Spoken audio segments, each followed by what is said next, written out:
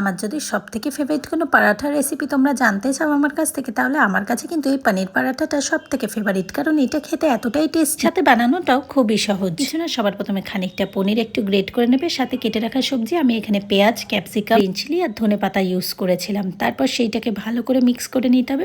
Mix করার আগে এর মধ্যে সামান্য একটু নুন, লাল লঙ্কার গুঁড়ো, জিরে ধনে গুঁড়ো, সামান্য একটু গোলমরিচের গুঁড়ো দিয়ে ভালো করে সবকিছুকে এবারে মিক্স করে নিতে হবে। ভালো করে হাত দিয়ে মিক্স করে নিও, তাহলে দেখ খুব সুন্দরভাবে স্টাফিংটা তৈরি হয়ে গেছে। এবারে ময়দার লেচি করে তার মধ্যে পুরটাকে ভালো করে ভরে নেবে। বেশি করে পুর দেবে কিন্তু, তাহলে টেস্ট আরোই ভালো আসবে। বেশি করে ভরে ভরে পুর দিয়ে মুখটাকে সিল করে নিয়ে এবার এটাকে শুধু বেলে নেওয়ার পালা। তুমি কিন্তু এটা বেলার সময় একটুখানি ময়দা দিয়ে বেলো, তাহলে কিন্তু বেলাটা খুব ভালো হবে, কারণ ময়দা দিয়ে বেললে এটা ফেটে যাওয়ার চান্সটা একদমই কম থাকে। তারপর তাওয়াতে একটা প্যান গরম করে তার মধ্যে দিয়ে এটাকে উল্টে পাল্টে সেঁকে নিয়ে সামান্য একটু তেল দিয়ে ভালো করে দুপিট গোল্ডেন ব্রাউন করে ভেজে নিলেই আমাদের পনির পরোটা কিন্তু একেবারে তৈরি। দেখেই যেন লোভটা আরো বেড়ে যাচ্ছে। আচ্ছা বলো তো, আগে কখনো এত টেস্টি আর এত সহজে বানানো পনির পরোটার রেসিপি দেখেছো নাকি? যদি না দেখে থাকো, আমার এই রেসিপিটাকে নিশ্চয়ই লাইক করে শেয়ার করে দিয়ে যাও। Bye bye.